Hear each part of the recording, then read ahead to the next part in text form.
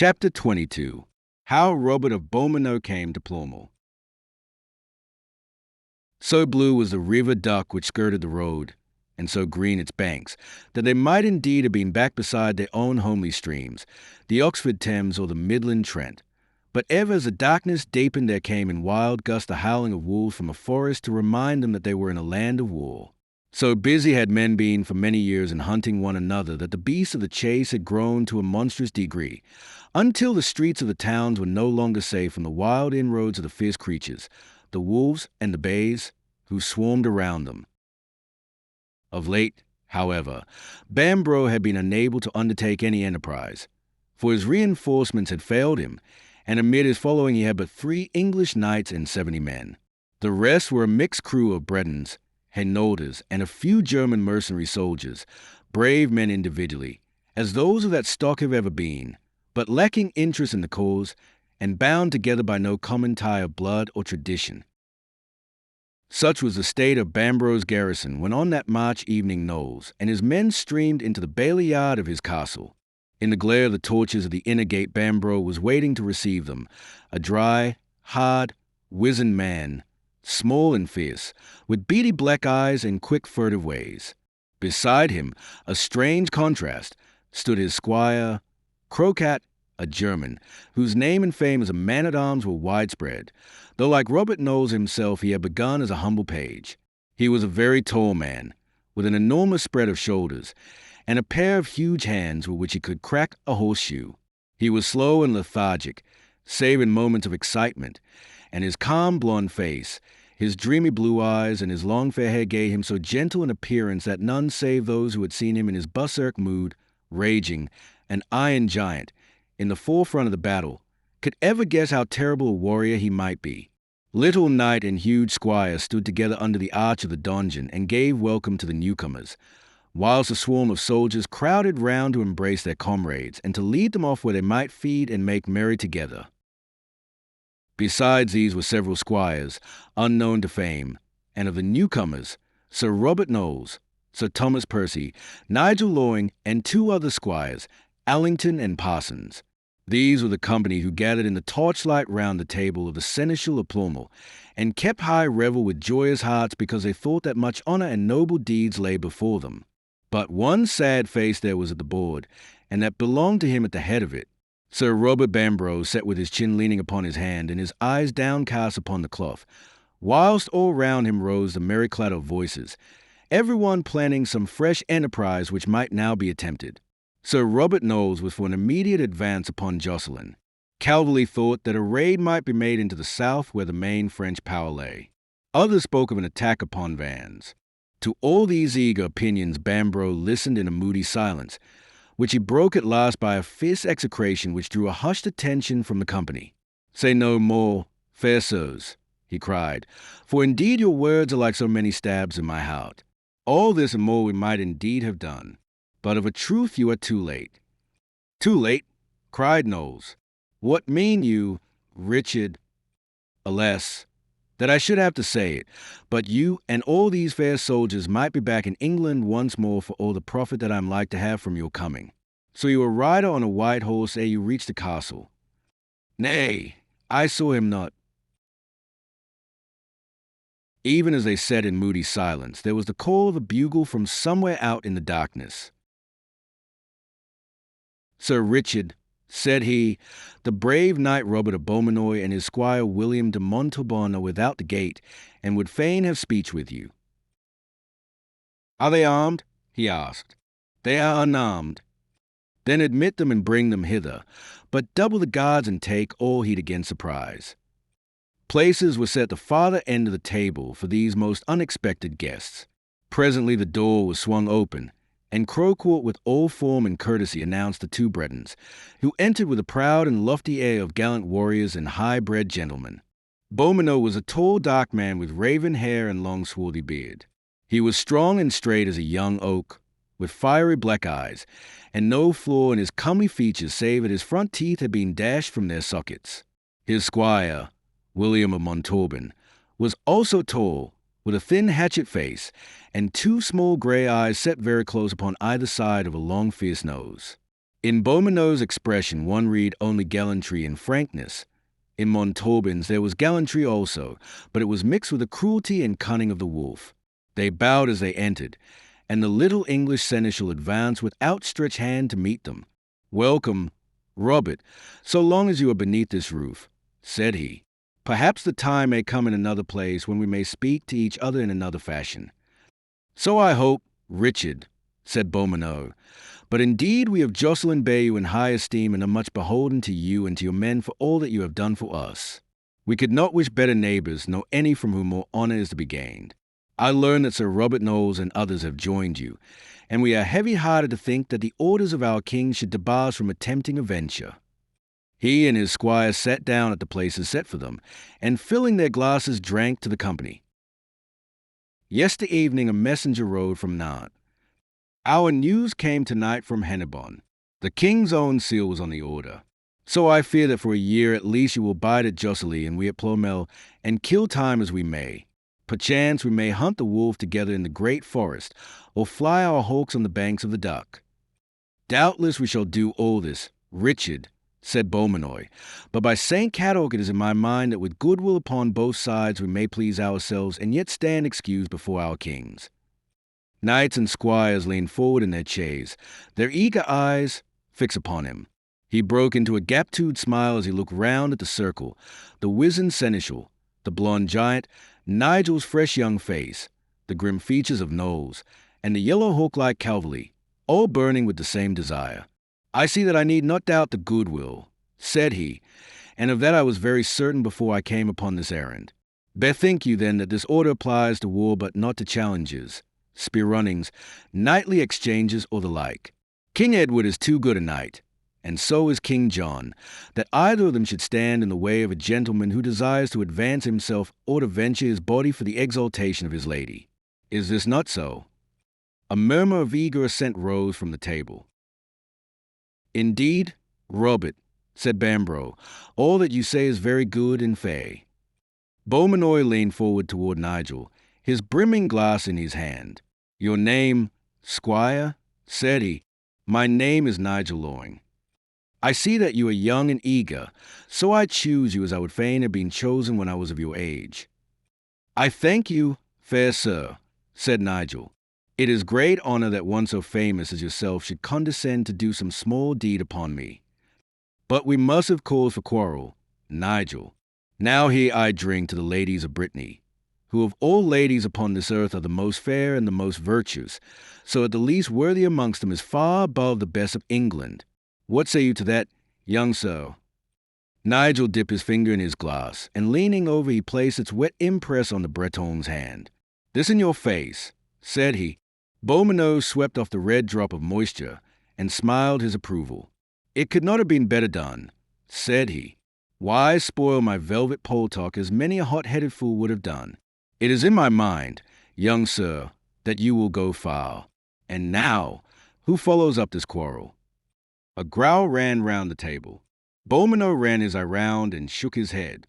"Alas," said he, "there are but 20 of you here, and I have 30 at Jocelyn who are so eager to advance themselves that if I return without hope for all of them, there will be so hearts amongst them. I pray you, Richard, since we have been at these pains to arrange matters, that you in turn will do what you may. Can you not find 10 more men? But not of gentle blood. Nay, it matters not, if they will only fight. Of that there can be no doubt, for the castle is full of archers and men-at-arms who would gladly play a part in the matter." "Then choose 10, said Beaumano. But for the first time the wolf-like squire opened his thin lips. "Surely, my lord, you will not allow archers," said he. "I fear not any man." "Nay, fair sir, consider that this is a trial of weapons betwixt us where man faces man. You have seen these English archers, and you know how fast and how strong are their shafts. Bethink you that if 10 of them were against us, it is likely that half of us would be down before ever we came to hand-strokes. By St. Cadoc, William, I think that you are right," cried the Breton. "If we are to have such a fight as will remain in the memories of men, you will bring no archers and we no crossbows. Let it be steel upon steel. How say you then?" Surely we can bring 10 men-at-arms to make up the 30 that you desire. Robert, it is agreed then that we fight on no quarrel of England and France, but over this matter of the ladies in which you and Squire Loring have fallen out. And now the time. At once. Surely at once. Or perchance a second messenger may come, and this also be forbidden. We will be ready with tomorrow's sunrise. Nay, a day later, cried the Breton squire. Bethink you, my lord, that the 3 lances of Redneck would take time to come over. They are not of our garrison, and they shall not have a place. But, fair sir, of all the lances of Brittany. Nay, William, I will not have it an hour later. Tomorrow it shall be Richard, and way. All night the castle of Ploermel rang with warlike preparations, for the smiths were hammering and filing and riveting, preparing the armor for the champions. In the stable yard hostlers were testing and grooming the great war horses. Miles and the chapel knights and squires were easing their souls at the knees of old Father Benedict. Down in the courtyard, meanwhile, the men-at-arms had been assembled, and the volunteers weeded out until the best men had been selected. Black Simon had obtained a place, and great was the joy which shone upon his grim visage. With him were chosen young Nicholas Dagsworth, a gentleman adventurer who was nephew to the famous Sir Thomas, Walter the German, Holbein, a huge peasant whose massive frame gave promise which his sluggish spirit failed to fulfill, John Alcock, Robin 80, and Raoul Provost. These with 3 others made up the required 30. Great was the grumbling and evil the talk amongst the archers when it was learned that none of them were to be included, but the bow had been forbidden on either side. It is true that many of them were expert fighters both with axe and with sword, but they were unused to carry heavy armor, and a half-armed man would have short shrift in such a hand-to-hand struggle as lay before them. It was 2 hours after Tees, or 1 hour before noon, on the 4th Wednesday of Lent in the year of Christ 1351, that the men of Ploermel rode forth from their castle gate and crossed the bridge of the Jew. In front was Bambro with his squire Croakwood, the latter on a great roan horse bearing the banner of Ploermel, which was a black rampant lion holding a blue flag upon a field of ermine. Behind him came Robert Knowles and Nigel Loring, with an attendant at their side, who carried the pennon of the Black Raven. Then rode Sir Thomas Percy with his blue lion flaunting above him, and Sir Hugh Calverley, whose banner bore a silver owl, followed by the massive Belford who carried a huge iron club, weighing 60 pounds, upon his saddle-bow, and Sir Thomas Walton, the Knight of Surrey. Behind them were 4 brave Anglo-Bretons, Perrault de Comlane, Le Galat, d'Espremont, and d'Adane, who fought against their own countrymen because they were partisans of the Countess of Montfort. Her engrailed silver cross upon a blue field was carried at their head. In the rear were 5 German or Hainaut mercenaries, the tall Holbein, and the men-at-arms. Altogether of these combatants 20 were of English birth, 4 were Breton and 6 were German blood. So, with glitter of armor and flaunting of pennons, their war horses tossing and pawing, the champions rode down to the midway oak. Behind them streamed hundreds of archers and men-at-arms whose weapons had been wisely taken from them lest a general battle should ensue. With them also went the townsfolk, men and women, together with wine sellers, provisions merchants, armors, grooms, and heralds, with surgeons to tend the wounded and priests to shrive the dying. The path was blocked by this throng, but all over the face of the country horsemen and footmen, gentle and simple, men and women, could be seen speeding their way to the scene of the encounter. The journey was not a long one, for presently, as they threaded their way through the fields, there appeared before them a great grey oak which spread its now leafless branches over the corner of a green and level meadow. The tree was black with the peasants who had climbed into it, and all round it was a huge throng, chattering and calling like a rookery at sunset. A storm of hooting broke out from them at the approach of the English, for Bambro was hated in the country where he raised money for the Montfort cause by putting every parish to ransom and maltreating those who refused to pay. There was little amenity in the warlike ways which had been learned upon the Scottish border. The champions rode onward without deigning to take notice of the taunts of the rabble, but the archers turned that way and soon beat the mob to silence. Then they resolved themselves into the keepers of the ground, and pressed the people back until they formed a dense line along the edge of the field, leaving the whole space clear for the warriors. The Breton champions had not yet arrived, so the English tethered their horses at one side of the ground, and then gathered round their leader. Every man had his shield slung round his neck, and had cut his spear to the length of 5 feet, so that it might be more manageable for fighting on foot. Besides the spear, a sword or a battle-axe hung at the side of each. They were clad from head to foot in armor, with devices upon the crests and surcoats to distinguish them from their antagonists. At present their visors were still up, and they chatted gaily with each other. "I warrant you will be warm enough ere you get through," said Calverley. "You say truth, Thomas," said Knowles, bracing his girdle. "For my own part, one have no joy in such encounters when there is warfare to be carried out. For it standeth not aright that a man should think of his own pleasure and advancement rather than of the king's cause and the weal of the army. But in times of truce I can think of no better way in which a day may be profitably spent. Why so silent, Nigel?" "Indeed, fair sir, I was looking toward Jocelyn, which lies, as I understand, beyond those woods. I see no sign of this debonair gentleman and of his following. It would be indeed grievous pity if any cause came to hold them back." "You say truly, Hugh," said Bambro. "I know him and those who ride behind him. 30 stouter men or more skilled in arms are not to be found in Christendom. It is in my mind that come what may there will be much honour for all of us this day. Ever in my head I have a rhyme which the wife of a Welsh archer gave me when I crossed the hand with a golden bracelet after the intaking of Bergerac. She was of the old blood of Merlin with the power of sight. Thus she said, 'Twixt the oak tree and the river knightly fame aid brave endeavour make an honoured name forever. Methinks I see the oak tree, and yonder's the river. Surely this should betide some good to us.'" The huge German squire betrayed some impatience during this speech of his leader. Though his rank was subordinate, no man present had more experience of warfare or was more famous as a fighter than he. He now broke brusquely into the talk. "We should be better employed in ordering our line and making our plans than in talking of the rhymes of Merlin or such old wives' tales," said he. "It is to our own strong arms and good weapons that we must trust this day. And first I would ask you, Sir Richard, what is your will if perchance you should fall in the midst of the fight?" There was a pause while the knights looked with some chagrin at each other. The silence was broken by Knowles. "I will do what you say, Richard," said he, "though indeed it is bitter that we who are knights should serve beneath a squire. Yet it is not for us to fall out among ourselves now at this last moment, and I have ever heard that Crocat is a very worthy and valiant man. Therefore, I will pledge you on jeopardy of my soul that I will accept him as leader if you fall." "So will I also, Richard," said Calverley. "And I too," cried Belford. "But surely I hear music, and yonder are their pennons amid the trees." They all turned, leaning upon their short spears, and watched the advance of the men of Jocelyn, as their troop wound its way out from the woodlands.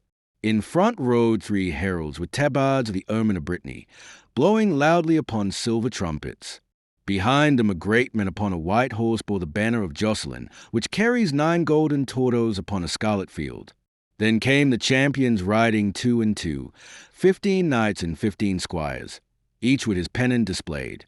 Behind them on a litter was borne an aged priest, the Bishop of Rennes, carrying in his hands a viaticum and the holy oils that he might give the last aid and comfort of the church to those who were dying. The procession was terminated by hundreds of men and women from Jocelyn, Gagan, and Helion, and by the entire garrison of the fortress, who came, as the English had done, without their arms. The head of this long column had reached the field before the rear were clear of the wood, but as they arrived the champions picketed their horses on the farther side, behind which their banner was planted, and the people lined up until they had enclosed the whole list with a dense wall of spectators. With keen eyes the English party had watched the armorial blazonry of their antagonists, for those fluttering pennons and brilliant surcoats carried a language which all men could read. In front was a banner of Beaumanoir, blue with silver frets. His motto, James qui aime, was carried on a second flag by a little page. "Whose is the shield behind him? Silver with scarlet drops," asked Knowles. "It is his squire, William of Montauban," Calverley answered. "And there are the golden lion of Rochefort and the silver cross of Du Bois the Strong. I would not wish to meet a better company than are before us this day. See, there are the blue rings of young Tintiniac, who slew my squire Hubert last Lammerstide. With the aid of St. George the First will avenge him ere nightfall. By the three kings of Almain, growled Crocourt, we will need to fight hard this day, for never have I seen so many good soldiers gathered together. Yonder is Yves Cherul, whom they call the Man of Iron, Caro de Bodgat, also with whom I have had more than one bickering. That is he with the three ermine circles on the scarlet shield. There too is left-handed Alain de Carenise. Bear in mind that his stroke comes on the side where there is no shield. Who is the small stout man? Asked Nigel, he with the black and silver shield. By St. Paul, he seems a very worthy person, and one from whom much might be gained, for he is nigh as broad as he is long. It is Sir Robert Ragunel, said Calverley, whose long spell of service in Brittany had made him familiar with the people. It is said that he can lift a horse upon his back. Beware a full stroke of that steel mace, for the armor is not made that can abide it. But here is the good Beaumanoir, and surely it is time that we came to grips. The Breton leader had marshalled his men in a line opposite to the English, and now he strode forward and shook Bambro by the hand. By St. Caddoc, this is a very joyous meeting, Richard, said he, and we have certainly hit upon a very excellent way of keeping a truce. Indeed, Robert, said Bambro, we owe you much thanks, for I can see that you have been at great pains to bring a worthy company against us this day. Surely if all should chance to perish, there will be few noble houses in Brittany who will not mourn. Nay, we have none of the highest of Brittany, Beaumanoir answered, neither Bois, nor Leon, nor Rohan, nor Conan, fights in our ranks this day, and yet we are all men of blood and coat armor, who are ready to venture our person for the desire of our ladies and the love of the high order of knighthood. And now, Richard, what is your sweet will concerning this fight? That we continue until one or other can endure no longer, for since it is seldom that so many brave men draw together, it is fitting that we see as much as is possible of each other. Richard, your words are fair and good. It shall be even as you say. For the rest, each shall fight as pleases him best from the time that the herald calls the word. If any man from without shall break in upon us, he shall be hanged on yonder oak. With a salute he drew down his visor and returned to his own men, who were kneeling in a twinkling, many-colored group, whilst the old bishop gave them his blessing. The heralds rode round with a warning to the spectators. Then they halted at the side of the two bands of men who now stood in a long line facing each other with 50 yards of grass between. The visors had been closed, and every man was now cased in metal from head to foot, some few glowing in brass, the greater number shining in steel. Only their fierce eyes could be seen smoldering in the dark shadow of their helmets. So for an instant they stood glaring and crouching. Then with a loud cry of Ellies, the herald dropped his upraised hand, and the two lines of men shuffled as fast as their heavy armor would permit until they met with a sharp clang of metal in the middle of the field. There was a sound as of 60 smiths working upon their anvils. Then the babel of yells and shouts from the spectators, cheering on this party or that, rose and swelled until even the uproar of the combat was drowned in that mighty surge. So eager were the combatants to engage that in a few moments all order had been lost and the two bands were mixed up in one furious scrambling, clattering throng, each man tossed hither and thither, thrown against one adversary and then against another, beaten and hustled and buffeted, with only the one thought in his mind to thrust with his spear or to beat with his axe against anyone who came within the narrow slit of vision left by his visor. But alas for Nigel and his hopes of some great deed. His was at least the fate of the brave, for he was the first to fall. With a high heart he had placed himself in the line as nearly opposite to Beaumanoir as he could, and had made straight for the Breton leader, remembering that in the outset the quarrel had been so ordered that it lay between them. But ere he could reach his goal, he was caught in the swirl of his own comrades, and being the lighter man was swept aside and dashed into the arms of Alain de Carenise, the left-handed swordsman, with such a crash that the two rolled upon the ground together. Light-footed as a cat, Nigel had sprung up first, and was stooping over the Breton squire when the powerful dwarf Ragunel brought his mace thudding down upon the exposed back of his helmet. With a groan Nigel fell upon his face, blood gushing from his mouth, nose, and ears. There he lay, trampled over by either party, while that great fight for which his fiery soul had panted was swaying back and forward above his unconscious form. But Nigel was not long unavenged. The huge iron club of Belford struck the dwarf Raganel to the ground, while Belford in turn was felled by a sweeping blow from Beaumanoir. Sometimes a dozen were on the ground at one time, but so strong was the armor, and so deftly was the force of a blow broken by guard and shield, that the stricken men were often pulled to their feet once more by their comrades, and were able to continue the fight. Some, however, were beyond all aid. Crocat had cut at a Breton knight named Jean Rousselot, and had shorn away his shoulder-piece, exposing his neck and the upper part of his arm. Vainly he tried to cover this vulnerable surface with his shield. It was his right side, and he could not stretch it far enough across, nor could he get away on account of the press of men around him. For a time he held his foeman at bay, but that bare patch of white shoulder was a mark for every weapon, until at last a hatchet sank up to the socket in the knight's chest. Almost at the same moment, a second Breton, a young squire named Geoffrey Mellon, was slain by a thrust from Black Simon, which found a weak spot beneath the armpit. 3 other Bretons, Evan Charul, Caro de Bodgat, and Tristan de Pestivian, the first 2 knights and the latter a squire, became separated from their comrades, and were beaten to the ground with English all around them, so that they had to choose between instant death and surrender. They handed their sword to Bambro and stood apart, each of them sorely wounded, watching with hot and bitter hearts the melee which still surged up and down the field. But now the combat had lasted half an hour without stint or rest, until the warriors were so exhausted with the burden of their armor, the loss of blood, the shock of blows, and their own furious exertions, that they could scarce totter or raise their weapons. There must be a pause if the combat was to have any decisive end. Cessus, cessus, retires, cried the heralds, as they spurred their horses between the exhausted men. Slowly the gallant Beaumanoir led the 25 men who were left to their original station, where they opened their visors and threw themselves down upon the grass, panting like weary dogs, and wiping the sweat from their bloodshot eyes. A pitcher of wine of Anjou was carried round by a page, and each in turn drained a cup, save only Beaumanoir, who kept his Lent with such strictness that neither food nor drink might pass his lips before sunset. He paced slowly amongst his men, croaking forth encouragement from his parched lips and pointing out to them that among the English there was scarce a man who was not wounded, and some so sorely that they could hardly stand.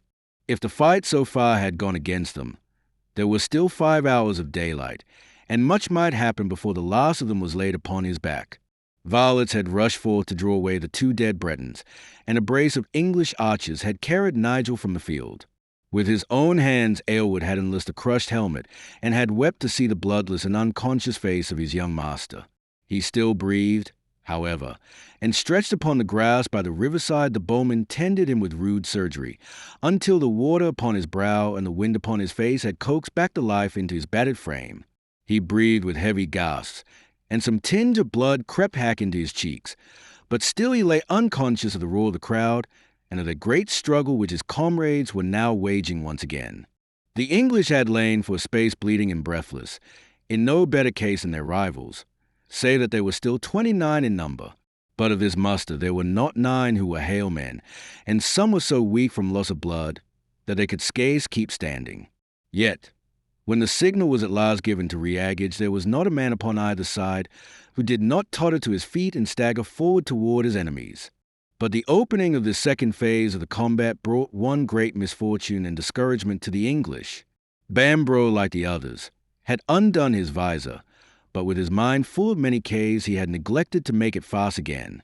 There was an opening an inch broad betwixt it and the beaver. As the 2 lines met, the left-handed Breton squire, Alain de Carenise, caught sight of Bambro's face, and in an instant thrust his short spear through the opening. The English leader gave a cry of pain and fell on his knees, but staggered to his feet again, too weak to raise his shield. As he stood exposed, the Breton knight, Geoffrey Dubois the Strong, struck him such a blow with his axe that he beat in the whole breastplate with the breast behind it. Bambro fell dead upon the ground, and for a few minutes a fierce fight raged round his body. Then the English drew back, sullen and dogged, bearing Bambro with them, and the Bretons, breathing hard, gathered again in their own quarter. At the same instant, the 3 prisoners picked up such weapons as were scattered upon the grass, and ran over to join their own party. There was no answer to this, and Knowles, weary and spent, returned to his comrades. I would that we had slain them. Said he, we have lost our leader, and they have gained 3 men by the same stroke.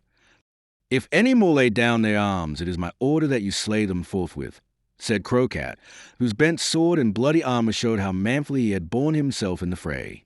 And now, comrades, do not be heavy-hearted because we have lost our leader.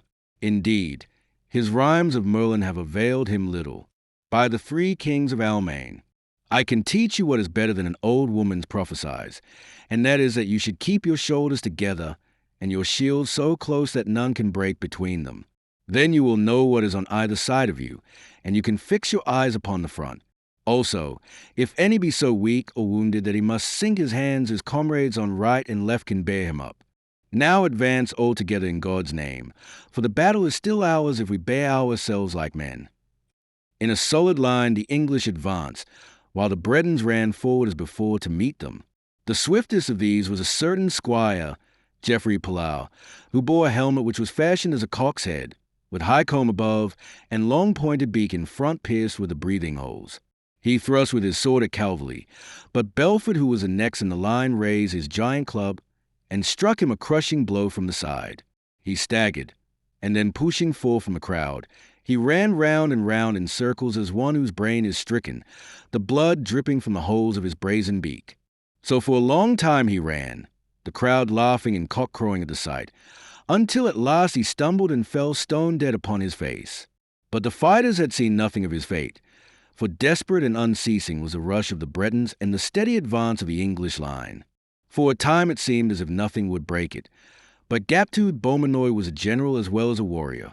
Whilst his weary, bleeding, hard-breathing men still flung themselves upon the front of the line, he himself with Reguenel, Tentanac, Alain de Carena, and Dubois rushed round the flank and attacked the English with fury from behind. There was a long and desperate melee until once more the heralds, seeing the combatants stand gasping and unable to strike a blow, rode in and called yet another interval of truce. But in those few minutes whilst they had been assaulted upon both sides, the losses of the English party had been heavy. The Anglo-Breton Dardane had fallen before Beaumanoir's sword, but not before he had cut deeply into his enemy's shoulder. Sir Thomas Walton, Richard of Ireland, one of the squires, and Holbeatty the big peasant had all fallen before the mace of the dwarf Raguenel or the swords of his companions. Some 20 men were still left standing upon either side, but all were in the last state of exhaustion, gasping, reeling, hardly capable of striking a blow. It was strange to see them as they staggered with many a lurch and stumbled toward each other once again, for they moved like drunken men, and the scales of their neck armor and joints were as red as fishes' gills. When they raised them, they left foul, wet footprints behind them on the green grass as they moved forward once more to their endless contest. Beaumanoir, faint with a drain of his blood and with a tongue of leather, paused as he advanced. "I am fainting, comrades," he cried. "I must drink." "Drink your own blood, Beaumanoir," cried Dubois, and the weary men all croaked together in dreadful laughter. But now the English had learned from experience, and under the guidance of Croquart they fought no longer in a straight line, but in one so bent that at last it became a circle. As the Bretons still pushed and staggered against it, they thrust it back on every side, until they had turned it into the most dangerous formation of all, a solid block of men, their faces turned outward, their weapons bristling forth to meet every attack. Thus the English stood, and no assault could move them. They could lean against each other back to back while they waited, and allowed their foemen to tire themselves out. Again and again the gallant Bretons tried to make a way through. Again and again they were beaten back by a shower of blows. Beaumanoir, his head giddy with fatigue, opened his helmet and gazed in despair at this terrible, unbreakable circle. Only too clearly he could see the inevitable result. His men were wearing themselves out. Already many of them could scarce stir hand or foot, and might be dead for any aid which they could give him in winning the fight. Soon all would be in the same plight. Then these cursed English would break their circle to swarm over his helpless men and to strike them down. Do what he might, he could see no way by which such an end might be prevented. He cast his eyes round in his agony, and there was one of his Bretons slinking away to the side of the lists. He could scarce credit his senses when he saw by the scarlet and silver that the deserter was his own well-tried squire, William of Montauban. "William, William," he cried, "surely you would not leave me." To Beaumano's simple mind, it had seemed that at the supreme moment the saints of Brittany had risen at their country's call. Already, as he lay gasping, his heart was pouring forth its thanks to his patron Saint Caddoc. But the spectators had seen clearly enough the earthly cause of this sudden victory, and a hurricane of applause from one side, with a storm of hooting from the other, showed how different was the emotion which it raised in minds which sympathized with the victors or the vanquished. William of Montauban, the cunning squire, had made his way across to the spot where the steeds were tethered, and had mounted his own great ricin. At first it was thought that he was about to ride from the field, but the howl of execration from the Breton peasants changed suddenly to a yell of applause and delight, as he turned the beast's head for the English circle and thrust his long prick spurs into its side. Those who faced him saw this sudden and unexpected appearance. Time was when both horse and rider must have winced away from the shower of their blows. But now they were in no state to meet such a rush. They could scarce raise their arms. Their blows were too feeble to hurt this mighty creature. In a moment it had plunged through the ranks, and 7 of them were on the grass. It turned and rushed through them again, leaving 5 others helpless beneath its hoofs. No need to do more. Already Beaumano and his companions were inside the circle. The prostrate men were helpless, and Jocelyn had won. That night a train of crestfallen archers, bearing many a prostrate figure, marched sadly into Ploermel Castle. Behind them rode 10 men, all weary, all wounded, and all with burning hearts against William of Montauban for the foul trick that he had served them. But over at Jocelyn, yellow gorse blossoms in their helmets, the victors were borne on the shoulders of a shouting mob, amid the fanfare of trumpets and the beating of drums. Such was the combat of the Midway Oak, where brave men met brave men, and such honor was gained that from that day he who had fought in the Battle of the 30 was ever given the highest place in the post of honor, nor was it easy for any man to pretend to have been there. For it has been said by that great chronicler who knew them all, that not one on either side failed to carry to his grave the marks of that stern encounter. "My sweet lady," wrote Nigel in a script which it would take the eyes of love to read. "There had been a most noble meeting in the 4th Senate of Lent betwixt some of our own people and sundry most worthy persons of this country, which ended, by the grace of Our Lady, in so fine a joust that no man living can call to mind so fair an occasion. Much honor was gained by the Sieur Beaumano and also by an Almain named Crocat, with whom I hope to have some speech when I am hale again, for he is a most excellent person and very ready to advance himself or to relieve another from a vow. For myself I had hoped, with God's help, to venture that 3rd small deed which might set me free to haste to your sweet side. But things have gone awry with me, and I early met with such scathe and was of so small comfort to my friends that my heart is heavy within me, and in sooth I feel that I have lost honor rather than gained it. He I have lain since the feast of the Virgin, and he I am like still to be, for I can move no limb, save only my hand. But grieve not, sweet lady, for St. Catherine had been our friend since in so short a time I had 2 such ventures as the Red Ferret and the intaking of the Reaver's fortalice. It needs but one more deed, and sickly when I am hale once more it will not be long ere I seek it out. Till then, if my eyes may not rest upon you, my heart at least is ever at thy feet." So he wrote from his sick room in the castle of Ploermel late in the summer, but yet another summer had come before his crushed head had mended and his wasted limbs had gained their strength once more.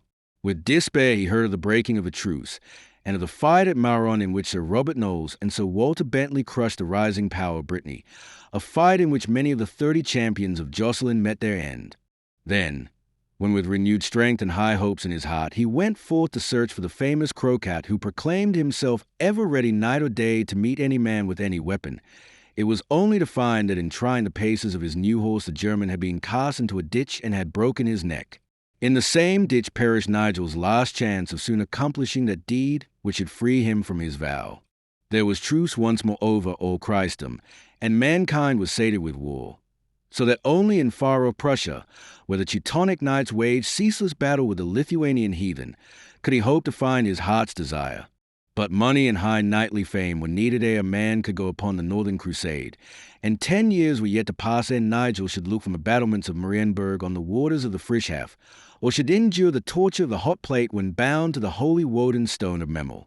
Meanwhile, he chafed his burning soul out through the long seasons of garrison life in Brittany, broken only by one visit to the chateau of the father of Raoul, when he carried to the Lord of Grosbois the news of how his son had fallen like a gallant gentleman under the gateway of La Brohinière.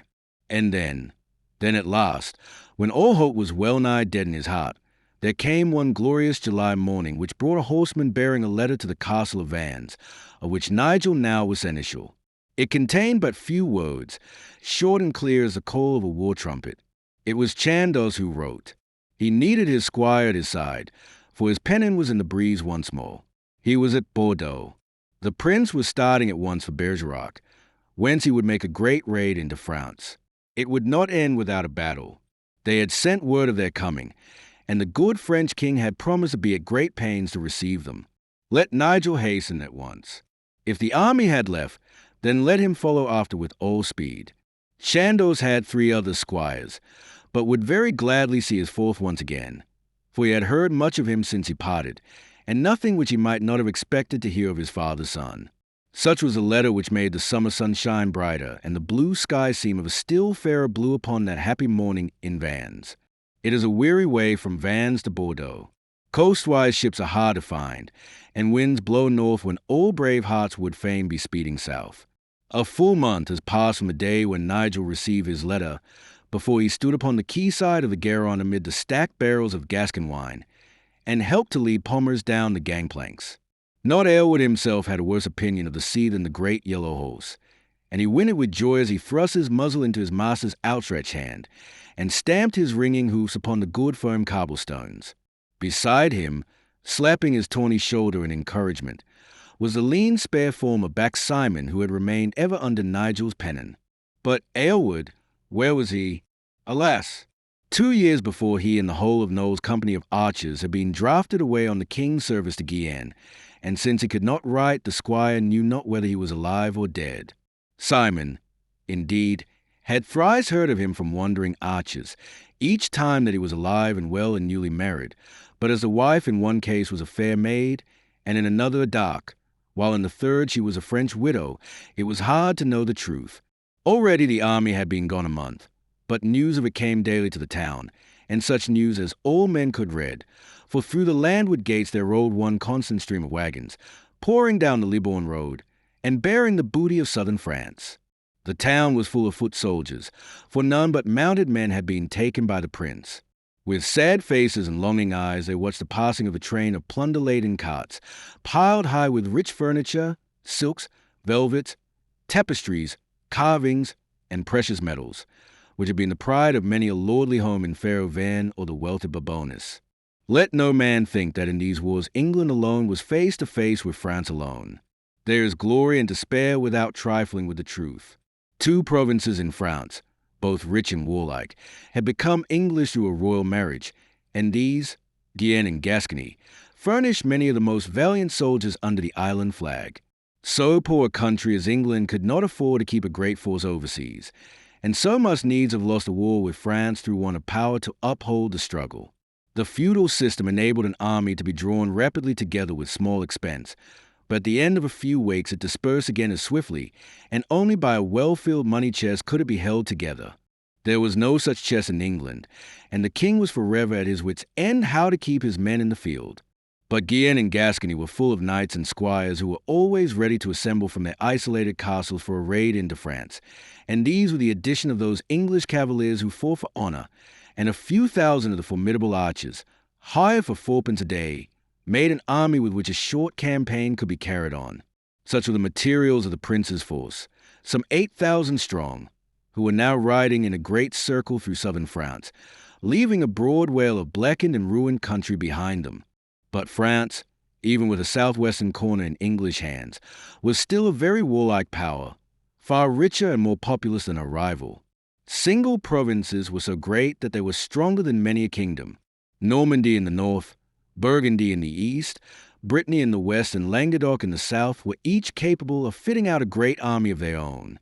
Therefore the brave and spirited John, watching from Paris this insolent raid into his dominions, sent messengers in hot haste to all these great feudatories, as well as to Lorraine, Picardy, Auvergne, Hainaut, Vermandois, Champagne, and to the German mercenaries over his eastern border, bidding all of them to ride hard, with bloody spur, day and night, until they should gather to a head at Chartres.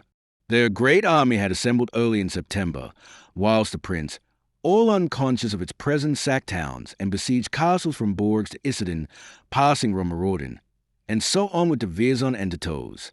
From week to week there were merry skirmishes at barriers, brisk assaults of fortresses in which much honour was won, nightly meetings with detached parties of Frenchmen, and occasional spear-runnings where noble champions deigned to venture their persons. Houses, too, were to be plundered, while wine and women were in plenty. Never had either knights or archers had so pleasant and profitable an excursion, so that it was with high heart and much hope of pleasant days at Bordeaux with their pockets full of money that the army turned south from Loire and began to retrace its steps to the seaboard city. The sky glowed with their fires at night, and the autumn sun twinkled and gleamed from one end of the horizon to the other upon the steel caps and flashing weapons of a mighty host. Then at last, after passing Lusignan, they began to come in touch with English foragers, mounted bowmen for the most part, who were endeavouring to collect supplies either for the army or for themselves. From them Nigel learned that the prince, with Chandos ever at his side, was hastening south and might be met within a short day's march. As he still advanced, these English stragglers became more and more numerous, until at last he overtook a considerable column of archers moving in the same direction as his own party. These were men whose horses had failed them and who had therefore been left behind on the advance, but were now hastening to be in time for the impending battle. A crowd of peasant girls accompanied them upon their march, and a whole train of laden mules were led beside them. Nigel and his little troop of men-at-arms were riding past the archers when Black Simon, with a sudden exclamation, touched his leader upon the arm. Nigel looked, and was aware of a stunted peasant who bore upon his rounded back an enormous bundle very much larger than himself. Behind him walked a burly, broad-shouldered archer, whose stained jerkin and battered headpiece gave token of long and hard service. His bow was slung over his shoulder, and his arms were round the waist of two buxom Frenchwomen, who tripped along beside him with much laughter and many saucy answers flung back over their shoulders to a score of admirers behind them. "Aylward!" cried Nigel, spurring forward. "It is no less than a feather bed, fair sir, which he bears upon his back, for I would fain bring it to Tilford, and yet it is overlarge for me when I take my place with my fellows in the ranks. But indeed this war has been a most excellent one, and I have already sent half a wagon load of my gear back to Bordeaux to await my homecoming. Yet I have my fears when I think of all the rascal foot archers who are waiting there. For some folk have no grace or honesty in their souls, and cannot keep their hands from that which belongs to another. But if I may throw my leg over yonder spare horse, I will come on with you, fair sir, for indeed it would be joy to my heart to know that I was riding under your banner once again." So Aylward, having given instructions to the bearer of his feather bed, rode away in spite of shrill protests from his French companions, who speedily consoled themselves with those of his comrades who seemed to have most to give. Nigel's party was soon clear of the column of archers and riding hard in the direction of the prince's army. They passed by a narrow and winding track through the great wood of Neuilly, and found before them a marshy valley down which ran a sluggish stream. Along its farther bank hundreds of horses were being watered, and beyond was a dense block of wagons. Through these the comrades passed, and then topped a small mound from which the whole strange scene lay spread before them. Down the valley the slow stream meandered with marshy meadows on either side. A mile or two lower a huge drove of horses were to be seen assembled upon the bank. They were the steeds of the French cavalry, and the blue haze of 100 fires showed where King John's men were camping. In front of the mound upon which they stood the English line was drawn, but there were few fires, for indeed, save their horses, there was little for them to cook. Their right rested upon the river, and their array stretched across a mile of ground until the left was in touch with a tangled forest which guarded it from flank attack. In front was a long, thick hedge and much broken ground, with a single deeply rutted country road cutting through it in the middle. Under the hedge and along the whole front of the position lay swarms of archers upon the grass, the greater number slumbering peacefully with sprawling limbs in the warm rays of the September sun. Behind were the quarters of the various knights, and from end to end flew the banners and pennons marked with the devices of the chivalry of England and Guienne. With a glow in his heart, Nigel saw those badges of famous captains and leaders, and knew that now at last he also might show his coat armour in such noble company. There was a flag of Jean Grailly, the capital de Batch, 5 silver shells on a black cross, which marked the presence of the most famous soldier of Gascony, while beside it waved the red lion of the noble knight of Hainault, Sir Eustace d'Amboticourt. These 2 coats Nigel knew, as did every warrior in Europe, but a dense grove of pennoned lances surrounded them, bearing charges which were strange to him, from which he understood that these belonged to the Guienne division of the army. Farther down the line, the famous English ensigns floated on the wind, the scarlet and gold of Warwick, the silver star of Oxford, the golden cross of Suffolk, the blue and gold of Weabe, and the gold-fretted scarlet of Audley. In the very centre of them all was one which caused all others to pass from his mind, for close to the royal banner of England, crossed with the label of the prince, there waved a war-worn flag with the red wedge upon the golden field which marked the quarters of the noble Chandos. At the sight Nigel set spurs to his horse, and a few minutes later had reached the spot. Chandos, gone from hunger and want of sleep, but with the old fire lurking in his eye, was standing by the prince's tent, gazing down at what could be seen of the French array, and heavy with thought. Nigel sprang from his horse and was within touch of his master, when the silken hanging of the royal tent was torn violently aside, and Edward rushed out. He was without his armour and clad in a sober suit of black, but the high dignity of his bearing and the imperious anger which flushed his face proclaimed the leader and the prince. At his heels was a little white-haired ecclesiastic in a flowing gown of scarlet sendal, expostulating and arguing in a torrent of words. "But my lord Chandos," cried the cardinal, "I have made it clear to the prince that indeed it is a scandal to all Christendom and a cause of mocking to the heathen, that 2 great sons of the church should turn their swords thus upon each other." "Then bid the king of France keep clear of us," said the prince. "Fair son, you are aware that you are in the heart of his country, and that it standeth not aright that he should suffer you to go forth as you came. You are but a small army, 3,000 bowmen and 5,000 men-at-arms at the most, who seem in evil case for want of food and rest. The king has 30,000 men at his back, of which 20,000 are expert men-at-arms. It is fitting, therefore, that you make such terms as you may, lest worse befall. Give my greetings to the king of France, and tell him that England will never pay ransom for me. But it seems to me, my lord cardinal, that you have our numbers and condition very ready upon your tongue, and I would fain know how the eye of a churchman can read a line of battle so easily. I have seen that these knights of your household have walked freely to and fro within our camp, and I much fear that when I welcomed you as envoys I have in truth given my protection to spies. How say you, my lord cardinal?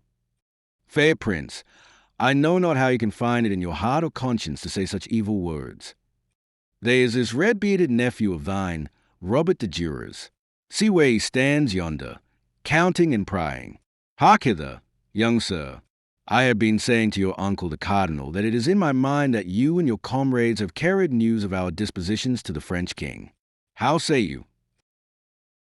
And how will such answers accord with your honour, seeing that we have trusted you since you came in the train of the cardinal? My lord, it is true that I am in the train of the cardinal, and yet I am liege man of King John and a knight of France. So I pray you to assuage your wrath against me. The prince ground his teeth, and his piercing eyes blazed upon the youth. By my father's soul, I can scarce forbear to strike you to the earth. But this I promise you, that if you show that sign of the red griffin in the field, and if you be taken alive in tomorrow's battle, your head shall most assuredly be shorn from your shoulders. Fair son, indeed you speak wildly, cried the cardinal. I pledge you my word that neither my nephew Robert nor any of my train will take part in the battle. And now I leave you, sire, and may God assoil your soul. For indeed in all this world no men stand in greater peril than you and those who are around you, and I rede you that you spend the night in such ghostly exercises as may best prepare you for that which may befall. So saying, the cardinal bowed, and with his household walking behind him set off for the spot where they had left their horses, whence they rode to the neighbouring abbey. The angry prince turned upon his heel and entered his tent once more. Miles Chandos, glancing round, held out a warm welcoming hand to Nigel. I have heard much of your noble deeds, said he. Already your name rises as a squire errant. I stood no higher, nor so high, at your age. Truly, Nigel, you have come at a very good time for advancement. I cannot see how we can leave this spot without a great battle, which will live in men's minds forever. In all our fights in France, I cannot call to mind any in which they have been so strong or so weak as now, so that there will be the more honor to be gained. I would that we had 2,000 more archers, but I doubt not that we shall give them much trouble ere they drive us out from amidst these hedges. Have you seen the French? Nay, fair sir, I have but this moment arrived. I was about to ride forth myself to coast their army and observe their countenance. So come with me ere the night fall, and we shall see what we can of their order and dispositions. There was a truce betwixt the two forces of the day, on account of the ill-advised and useless interposition of the Cardinal of Perigord. Hence, when Chandos and Nigel had pushed their horses through the long hedge which fronted the position, they found that many small parties of the knights of either army were riding up and down on the plain outside.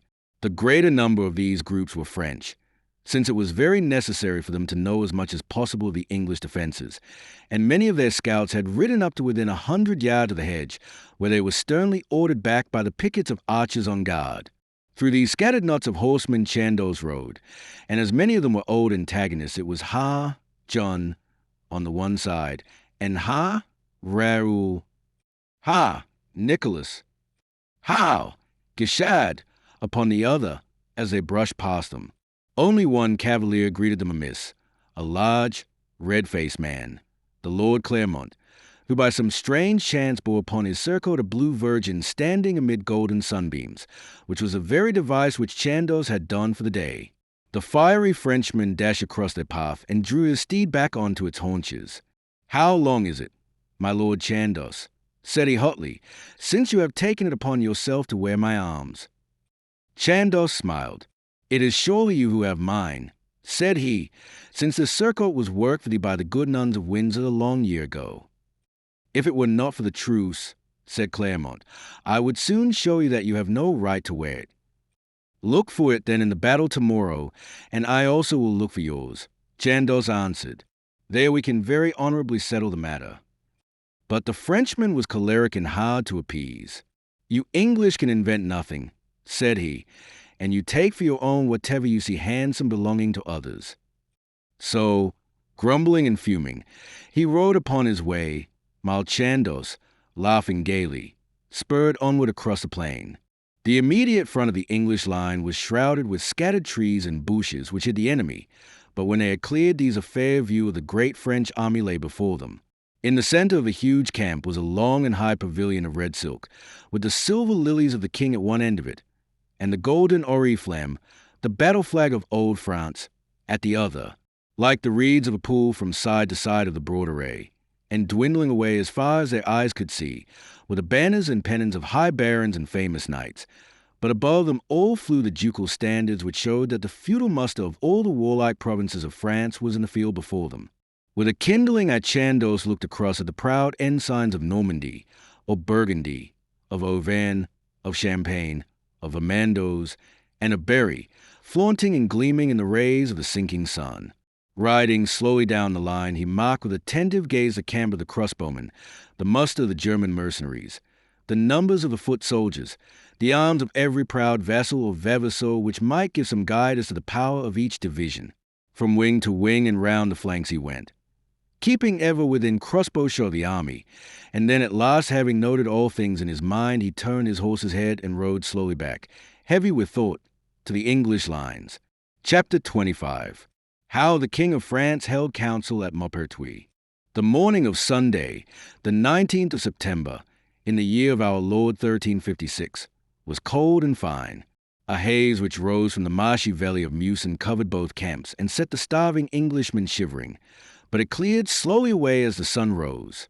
In the red silken pavilion of the French king, the same which had been viewed by Nigel and Chandos the evening before, a solemn mass was held by the Bishop of Chalons, who prayed for those who were about to die, with little thought in his mind that his own last hour was so near at hand. Then, when communion had been taken by the king and his 4 young sons, the altar was cleared away, and a great red-covered table placed lengthwise down the tent, round which John might assemble his council and determine how best he should proceed. With the silken roof, rich tapestries of arras round the walls, and eastern rugs beneath the feet, his palace could furnish no fairer chamber.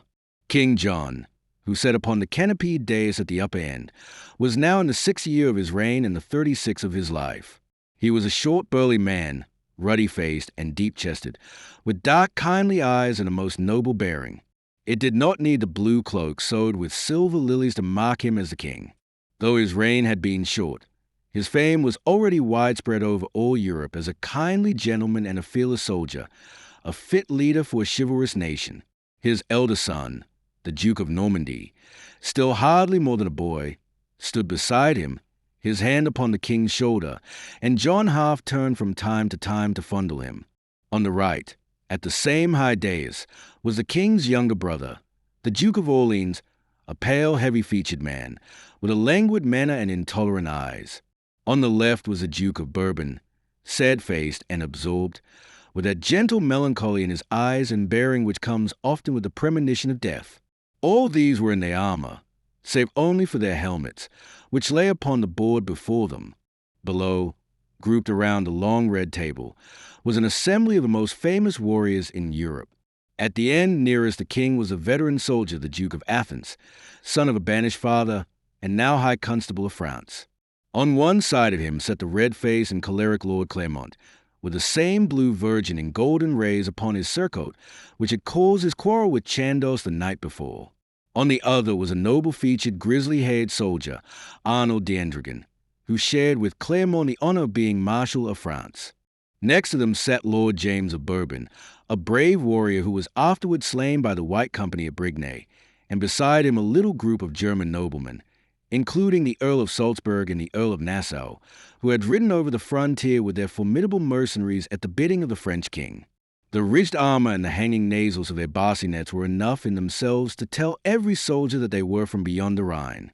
At the other side of the table were a line of proud and warlike lords, Fines, Chatelin, Nessel, de Landers, de Beaulieu, with a fierce knight-errant de Charny, he who had planned the surprise of Calais, and Eustace de Ribeaumont, who had upon the same occasion won the prize of valor from the hands of Edward of England. Below, grouped around the long red table, was an assembly of the most famous warriors in Europe. At the end nearest the king was a veteran soldier, the Duke of Athens, son of a banished father, and now High Constable of France. On one side of him sat the red-faced and choleric Lord Clermont, with the same blue virgin in golden rays upon his surcoat which had caused his quarrel with Chandos the night before. On the other was a noble-featured, grizzly-haired soldier, Arnold d'Andreghen, who shared with Clermont the honor of being Marshal of France. Such were the chiefs to whom the king now turned for assistance and advice. "You have already heard, my friends," said he, "that the Prince of Wales has made no answer to the proposal which was sent by the Lord Cardinal of Perigord. Certes, this is as it should be, and though I have obeyed the call of Holy Church, I had no fears that so excellent a prince as Edward of England would refuse to meet us in battle. I am now of opinion that we should fall upon them at once, lest perchance the cardinal's cross should again come betwixt our swords and our enemies." A buzz of joyful assent arose from the meeting, and even from the attendant men-at-arms who guarded the door. When it had died away, the Duke of Orleans rose in his place beside the king. "Sire," said he, "you speak as we would have you do, and I for one am of opinion that the Cardinal of Perigord has been an ill friend of France. For why should we bargain for a part when we have but to hold out our hand in order to grasp the whole? What need is there for words? Let us spring to horse forthwith and ride over this handful of marauders who have dared to lay waste your fair dominions. If one of them go hence save as our prisoner, we are the more to blame." "By Saint Denis, brother," said the king, smiling, "if words could slay, you would have had them all upon their backs ere ever we left Chartres. You are new to war, but when you have had experience of a stricken field, or two, you would know that things must be done with forethought and in order, or they may go awry. In our fathers' time we sprang to horse and spurred upon these English at Cressy and elsewhere as you advise, but we had little profit from it, and now we are grown wiser. How say you, Sieur de Ribeaumont? You have coasted their lines and observed their countenance. Would you ride down upon them, as my brother has advised, or how would you order the matter?" De Ribeaumont, a tall, dark-eyed, handsome man, paused ere he answered. "Sire," he said at last, "I have indeed ridden along their front and down their flanks, in company with Lord Landers and Lord de Beaujeu, who are here at your council to witness to what I say. Indeed, sire, It is in my mind that though the English are few in number, yet they are in such a position amongst these hedges and vines that you will be well advised if you were to leave them alone, for they have no food and must retreat, so that you will be able to follow them and to fight them to better advantage." A murmur of disapproval rose from the company, and the Lord Claremont, Marshal of the army, sprang to his feet, his face red with anger. "Eustace, Eustace," said he, "I bear in mind the days when you were of great heart and high enterprise, but since King Edward gave you yonder chaplet of pearls, you have ever been backward against the English." "My Lord Claremont," said de Ribeaumont sternly, "it is not for me to brawl at the king's council and in the face of the enemy, but we will go further into this matter at some other time. Meanwhile, the king has asked me for my advice, and I have given it as best I might. It had been better for your honor, Sir Eustace, had you held your peace," said the Duke of Orleans. "Shall we let them slip from our fingers when we have them here and are fourfold their number? I know not where we should dwell afterwards, for I am very sure that we should be ashamed to ride back to Paris, or to look our ladies in the eyes again." "Indeed, Eustace, you have done well to say what is in your mind," said the king. "But I have already said that we shall join battle this morning, so that there is no room here for further talk. But I would fain have heard from you how it would be wisest and best that we attack them. I will advise you, sire, to the best of my power. Upon their right is a river with marshes around it, and upon their left a great wood, so that we can advance only upon the center. Along their front is a thick hedge, and behind it I saw the green jerkins of their archers, as thick as the sedges by the river. It is broken by one road where only 4 horsemen could ride abreast, which leads through the position. It is clear, then, that if we are to drive them back, we must cross the great hedge, and I am very sure that the horses will not face it with such a storm of arrows beating from behind it. Therefore, it is my counsel that we fight upon foot, as the English did at Crissy, for indeed we may find that our horses will be more hindrance than help to us this day." "The counsel is good," said the Duke of Athens, turning his shrewd wizen face to the king. "But one thing only I would add to it. The strength of these people lies in their archers, and if we could throw them into disorder, were it only for a short time, we should win the hedge. Else they will shoot so strongly that we must lose many men before we reach it, for indeed we have learned that no armor will keep out their shafts when they are close." "Your words, fair sir, are both good and wise," said the king, "but I pray you to tell us how you would throw these archers into disorder." "I would choose 300 horsemen, sire, the best and most forward in the army. With these I would ride up the narrow road, and so turn to right and left, falling upon the archers behind the hedge. It may be that the 300 would suffer sorely, but what are they among so great a host, if a road may be cleared for their companions?" "I would say a word to that, sire," cried the German Count of Nassau. "I have come here with my comrades to venture our persons in your quarrel, but we claim the right to fight in our own fashion, and we would count it dissonant to dismount from our steeds out of fear of the arrows of the English.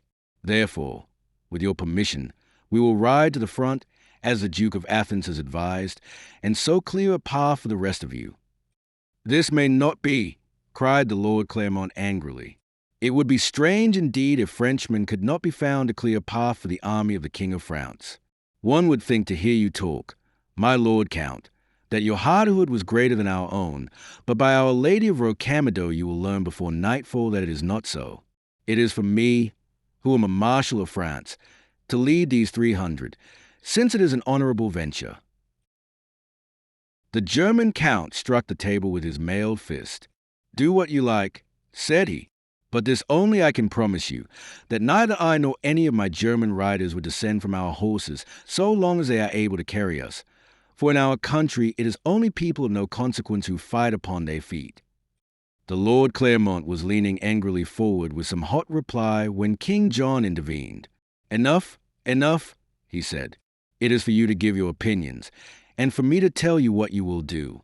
Lord Claremont, and you, Arnold, you will choose 300 of the bravest cavaliers in the army, and you will endeavor to break these archers.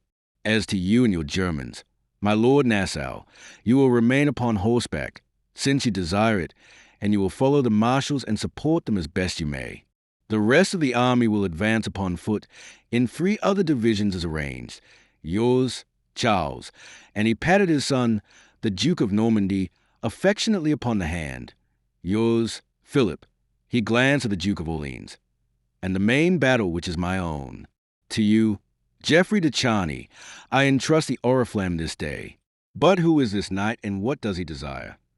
A young knight, ruddy-bearded and tall, a red griffin upon his surcoat, had appeared in the opening of the tent. His flushed face and disheveled dress showed that he had come in haste. Sire, said he, I am Robert de Jures, of the household of the Cardinal de Perigord. I have told you yesterday all that I have learned of the English camp. This morning I was again admitted to it, and I have seen their wagons moving to the rear. Sire, they are in flight for Bordeaux. For God, I knew it, cried the Duke of Orleans in a voice of fury. Whilst we have been talking, they have slipped through our fingers. Did I not warn you? Be silent, Philip, said the king angrily. But you, so, have you seen this with your own eyes? With my own eyes, sire, and I have ridden straight from their camp. King John looked at him with a stern gaze. I know not how it accords with your honor to carry such tidings in such a fashion, said he, but we cannot choose but take advantage of it. Fear not, brother Philip, it is in my mind that you will see all that you would wish of the Englishmen before nightfall. Should we fall upon them whilst they cross the ford, it will be to our advantage. Now, fair sirs, I pray you to hasten to your posts and to carry out all that we have agreed. Advance the oriflamme, Geoffrey, and do you marshal the divisions, Arnold. So may God and St. Denis have us in their holy keeping this day. The Prince of Wales stood upon that little knoll where Nigel had halted the day before. Beside him were Chandos, and a tall sunburned warrior of middle age, the Gascon Captal de Bauch. The three men were all attentively watching the distant French lines, while behind them a column of wagons wound down to the ford of the Musen. Close in the rear four knights in full armor with open visors set their horses and conversed in undertones with each other. A glance at their shields would have given their names to any soldier, for they were all men of fame who had seen much warfare. At present they were awaiting their orders, for each of them commanded the whole part of a division of the army. The youth upon the left, dark, slim, and earnest, was William Montacute, Earl of Salisbury, only 28 years of age and yet a veteran of Cressy. How high he stood in reputation is shown by the fact that the command of the rear, the post of honor in a retreating army, had been given to him by the prince. He was talking to a grizzled, harsh-faced man, somewhat over middle age, with lion features and fierce light blue eyes which gleamed as they watched the distant enemy. It was a famous Robert de Offord, Earl of Suffolk, who had fought without a break from Cadsand onward through the whole Continental War. The other tall, silent soldier, with a silver star gleaming upon his surcoat, was John de Vere, Earl of Oxford, and he listened to the talk of Thomas Beauchamp, a burly, jovial, ruddy nobleman and a tried soldier, who leaned forward and tapped his mailed hand upon the other's steel-clad thigh. They were old battle companions, of the same age and in the very prime of life, with equal fame and equal experience of the wars. Such was a group of famous English soldiers who set their horses behind the prince and waited for their orders. I would that you had laid hands upon him, said the prince angrily, continuing his conversation with Chandos.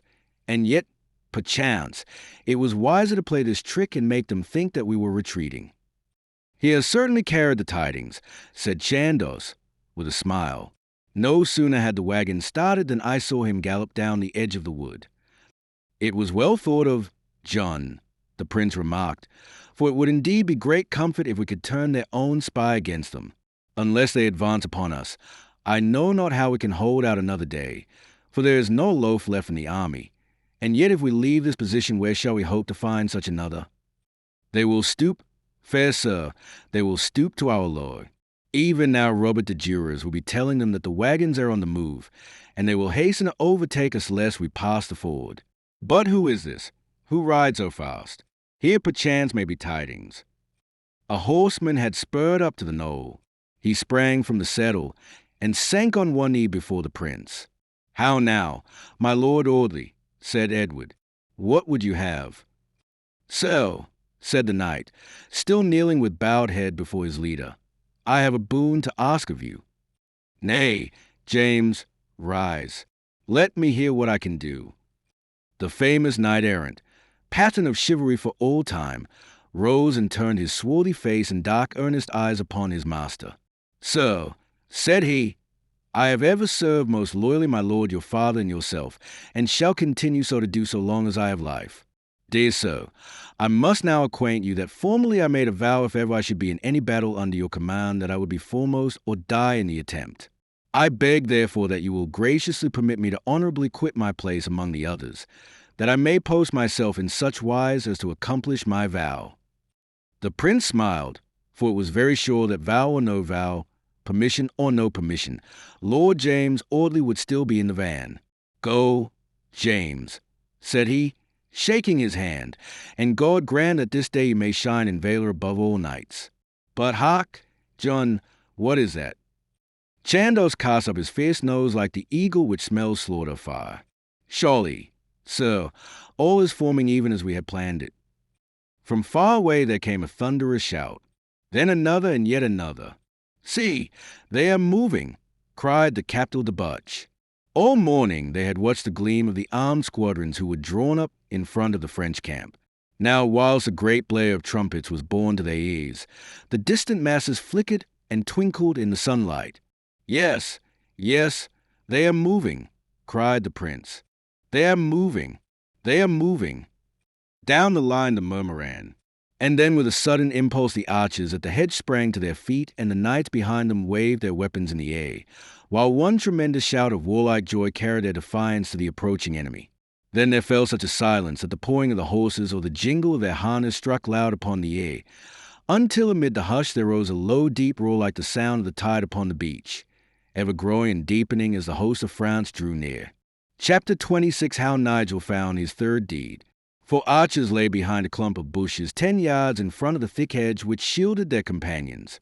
Amid the long line of bowmen, those behind them were their own company, and in the main the same who were with Knowles in Brittany. The 4 in front were their leaders: old Wat of Carlisle, Ned Whittington the red-headed dalesman, the bold Bowyer Bartholomew, and Samkin Aylward, newly rejoined after a week's absence. All 4 were munching bread and apples, for Aylward had brought in a full haversack and divided them freely amongst his starving comrades. The old borderer and the Yorkshireman were gaunt and hollow-eyed with privation, while the Bowyer's round face had fallen in so that the skin hung in loose pouches under his eyes and beneath his jaws.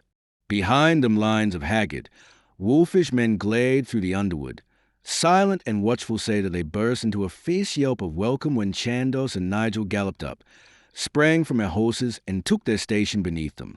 All along the green fringe of bowmen might be seen the steel-clad figures of knights and squires who had pushed their way into the front line to share the fortune of the archers. "I call to mind that I once shot 6 ends with a Kentish woldsman at Ashford," began the Bowyer. Nay, we have heard that story," said Aylward impatiently. "Shut thy clap, Bartholomew, for it is no time for readerless gossip. Walk down the line, I pray you, and see if there be no frayed string, no broken nock, no loosened whipping to be mended." The stout Bowyer passed down the fringe of bowmen, amidst a running fire of rough wit. Here and there a bow was thrust out at him through the hedge for his professional advice. He ran back and joined his comrades in the front, who had now risen to their feet. Behind them a half-mile of archers stood behind the hedge, each with his great warbow strung, 6 shafts loose behind him, and 18 more in the quiver slung across his front. With arrow on string, their feet firm planted, their fierce eager faces peering through the branches, they awaited the coming storm. The broad flood of steel, after oozing slowly forward, had stopped about a mile from the English front. The greater part of the army had then descended from their horses, while a crowd of varlets and hostlers led them to the rear. The French formed themselves now into 3 great divisions, which shimmered in the sun like silvery pools, reed-capped with many 1,000 of banners and pennons. A space of several hundred yards divided each. At the same time 2 bodies of horsemen formed themselves in front. The first consisted of 300 men in one thick column, the second of 1,000 riding in a more extended line. "Yes, my fair lord, they have learned their lesson," said Chandos. "Because we had good fortune upon our feet at Cressy and elsewhere, they think that they have found the trick of it. But it is in my mind that it is very different to stand when you are assailed as we have done, and to assail others when you must drag your harness for a mile and come weary to the fray. Doubtless they hope to cut the strings of our bowmen, and so clear a way for the others. But they are indeed a chosen band. For mark you, fair sir, are not those the colours of Claremont upon the left, and of D'Andren upon the right, so that both marshals ride with the vanguard? By God's soul, John, cried the prince, it is very sure that you can see more with one eye than any man in this army with two. But it is even as you say, and this larger band behind. They should be Germans, fair sir, by the fashion of their harness. The two bodies of horsemen had moved slowly over the plain, with a space of nearly a quarter of a mile between them. Now, having come 2 bowshots from the hostile line, they halted. All that they could see of the English was the long hedge, with an occasional twinkle of steel through its leafy branches, and behind it the spearheads of the men-at-arms rising from amidst the brushwood and the vines.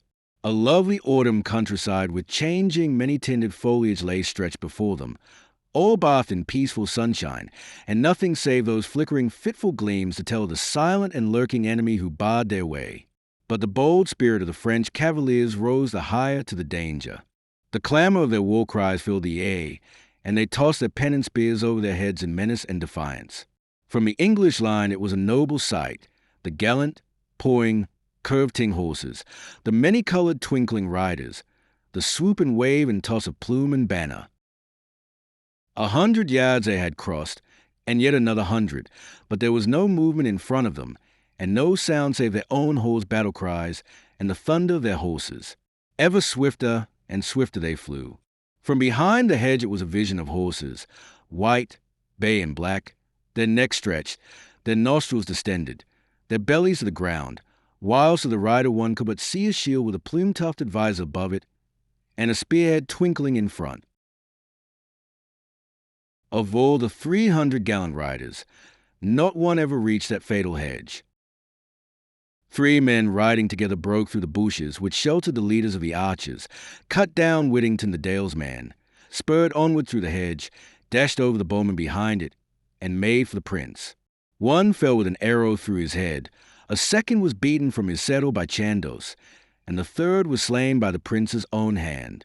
A second band broke through near the river, but were cut off by Lord Audley and his squires, so that all were slain.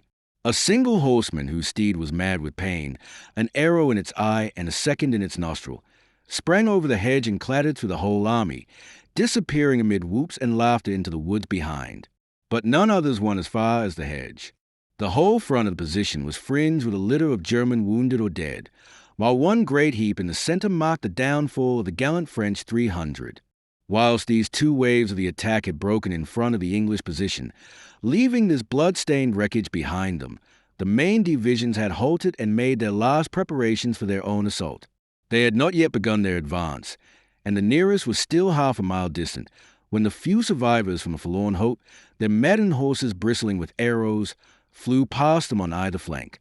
At the same moment, the English archers and men-at-arms dashed through the hedge and dragged all who were living out of that tangled heap of shattered horses and men. It was a mad, wild rush, for in a few minutes the fight must be renewed, and yet there was a rich harvest of wealth for the lucky man who could pick a wealthy prisoner from amid the crowd. The nobler spirits disdained to think of ransoms whilst the fight was still unsettled, but a swarm of needy soldiers, Gascons and English, dragged the wounded out by the leg or the arm, and with daggers at their throats demanded their names, title, and mains. He who had made a good prize hurried him to the rear where his own servants could guard him, while he who was disappointed too often drove the dagger home, and then rushed once more into the tangle in the hope of better luck. Claremont, with an arrow through the sky-blue virgin on his surcoat, lay dead within 10 paces of the hedge. D'Andren was dragged by a penniless squire from under a horse and became his prisoner. The Earl of Salzburg and of Nassau were both found helpless on the ground and taken to the rear. Aylward cast his thick arms round Count Otto von Langenbeck and laid him, helpless from a broken leg, behind his bush. Black Simon had made prize of Bernard, Count of Venedo, and hurried him through the hedge. It was high time, for already the first division of the French was close upon them.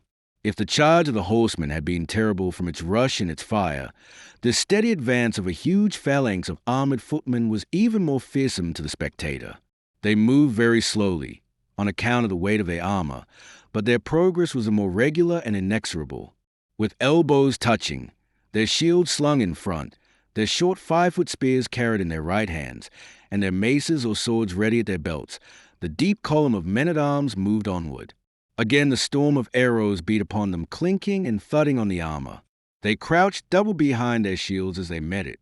Many fell, but still the slow tide lapped onward. Yelling, they surged up to the hedge and lined it for half a mile, struggling hard to pierce it. For 5 minutes the long straining ranks faced each other with fierce stab of spear on one side and heavy beat of axe or mace upon the other. In many parts the hedge was pierced or leveled to the ground, and the French men-at-arms were raging amongst the archers, hacking and hewing among the lightly armed men. For a moment it seemed as if the battle was on the turn. But John de Vere, Earl of Oxford, cool, wise and crafty in war, saw and seized his chance. On the right flank a marshy meadow skirted the river. So soft was it that a heavily armed man would sink to his knees. At his order a spray of light bowmen was thrown out from the battle line, and forming upon the flank of the French poured their arrows into them. At the same moment Chandos, with Audley, Nigel, Bartholomew Burghurst, the Captal de Betch, and a score of other knights sprang upon their horses, and charging down the narrow lane rode over the French line in front of them. Once through it they spurred to left and right, trampling down the dismounted men-at-arms. A fearsome sight was Pommers that day, his red eyes rolling, his nostrils gaping, his tawny men a-tossing, and his savage teeth gnashing in fury, as he tore and smashed and ground beneath his ramping hoofs all that came before him. Fearsome, too, was the rider, ice-cool, alert, concentrated of purpose, with heart of fire and muscles of steel. A very angel of battle he seemed as he drove his maddened horse through the thickest of the press, but strive as he would, the tall figure of his master upon his coal-black steed was ever half a length before him. Already the moment of danger was past. The French line had given back. Those who had pierced the hedge had fallen like brave men amid the ranks of their foemen. The division of Warwick had hurried up from the vineyards to fill the gaps of Salisbury's battle line. Back rolled the shining tide, slowly at first, even as it had advanced, but quicker now as the boulder fell and the weakest shredded out and shuffled with ungainly speed for a place of safety. Again there was a rush from behind the hedge. Again there was a reaping of that strange crop of bearded arrows which grew so thick upon the ground, and again the wounded prisoners were seized and dragged in brutal haste to the rear. Then the line was restored, and the English, weary, panting and shaken, awaited the next attack. But a great good fortune had come to them, so great that as they looked down the valley they could scarce credit their own senses. Behind the division of the Dauphin, which had pressed them so hard, stood a second division hardly less numerous, led by the Duke of Orleans. The fugitives from in front, blood-smeared and bedraggled, blinded with sweat and with fear, rushed amidst its ranks in their flight, and in a moment, without a blow being struck, had carried them off in their wild rout. This vast array, so solid and so martial, thawed suddenly away like a snow wreath in the sun. It was gone, and in its place thousands of shining dots scattered over the whole plain, as each man made his own way to the spot where he could find his horse and bear himself from the field. For a moment it seemed that the battle was won, and a thunder shout of joy pealed up from the English line. But as the curtain of the Duke's division was drawn away, it was only to disclose stretching far behind it, and spanning the valley from side to side, the magnificent array of the French king, solid, unshaken, and preparing its ranks for the attack. Its numbers were as great as those of the English army. It was unscathed by all that was past, and it had a valiant monarch to lead it to the charge. With the slow deliberation of the man who means to do or to die, its leader marshaled its ranks for the supreme effort of the day. Meanwhile, during that brief moment of exultation when the battle appeared to be won, a crowd of hot-headed young knights and squires swarmed and clamored round the prince, beseeching that he would allow them to ride forth. "See this insolent fellow who bays 3 martlets upon a field gales," cried Sir Maurice Berkeley. "He stands betwixt the 2 armies as though he had no dread of us. I pray you, sir, that I may ride out to him, since he seems ready to attempt some small deed," pleaded Nigel. Nay, fair sirs, it is an evil thing that we should break our line, seeing that we still have much to do, said the prince. See, he rides away, and so the matter is settled. Nay, fair prince, said the young knight who had spoken first. My grey horse, Lebright, could run him down ere he could reach shelter. Never since I left Sevenside have I seen steed so fleet as mine. Shall I not show you? In an instant he had spurred the charger and was speeding across the plain. The Frenchman, John de Helens, a squire of Picari, had waited with a burning heart, his soul sick at the flight of a division in which he had ridden. In the hope of doing some redeeming exploit, or of meeting his own death, he had loitered betwixt the armies, but no movement had come from the English lines. Now he had turned his horse's head to join the king's array, when the low drumming of hoofs sounded behind him, and he turned to find a horseman hard upon his heels. Each had drawn his sword, and the two armies paused to view the fight.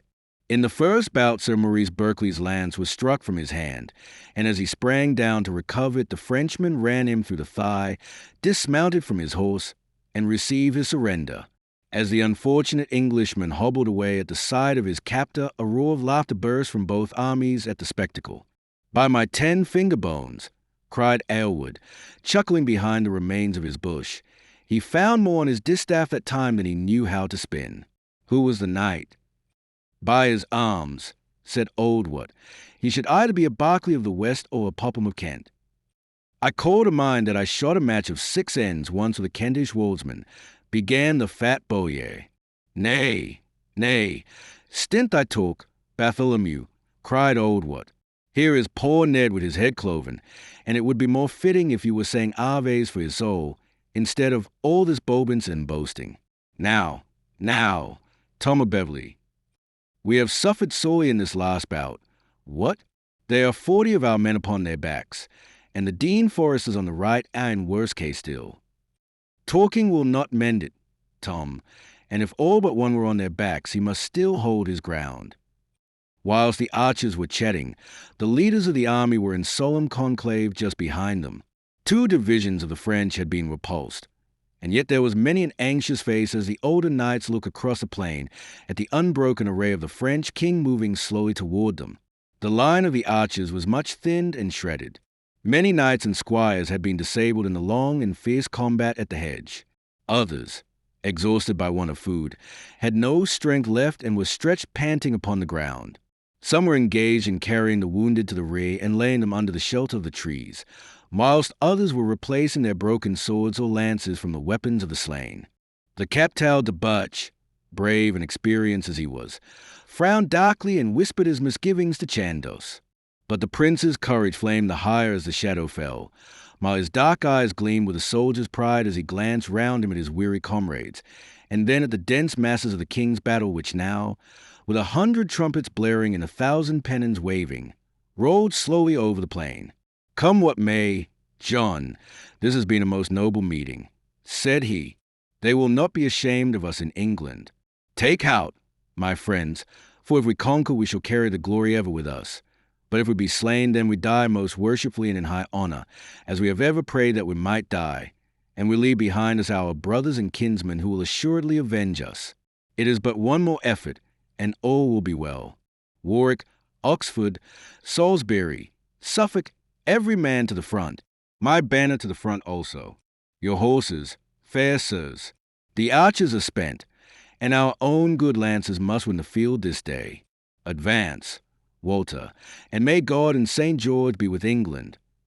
Sir Walter Woodland, riding a high black horse, took station by the prince, with a royal banner resting in a socket by his saddle. From all sides the knights and squires crowded in upon it, until they formed a great squadron containing the survivors of the battalions of Warwick and Salisbury, as well as those of the prince.